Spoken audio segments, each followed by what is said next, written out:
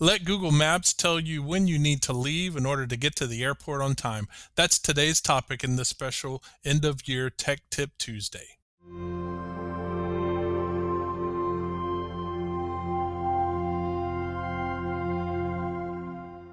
Okay, so the first thing you're going to want to do is find your airport. We'll go with hobby. And now that I've got my airport, I'm going to come over here and I'll click on directions. The first thing I'll need to do here is pick my starting point. We're going to start from Peach Creek. And so now that I've got Peach Creek in here, you can see that from Peach Creek to hobby, if I were to leave right now, it would take me 53 minutes. That's if I were to leave right now.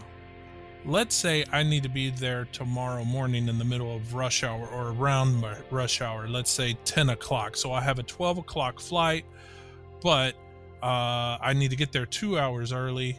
So I'm going to get there at 10 o'clock. So I'm going to go here where it says leave now and change that to arrive by. And then I'm going to pick my day, which is going to be tomorrow. And I want to be there by 10 o'clock. Now it's recalculated everything and it's telling me that it can take me anywhere from 50 minutes to an hour and 20 minutes.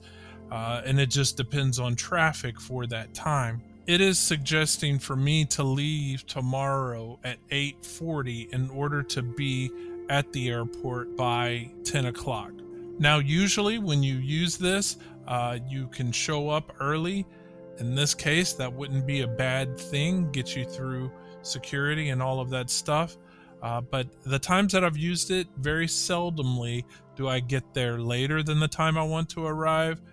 Granted, if you are driving through Houston, there could be an accident or something like that that can make it worse. But always check the morning of. This will give you a general idea of when you should leave in order to make it to your destination on time. Thank you for watching, and we'll be back next year with another Tech Tip Tuesday.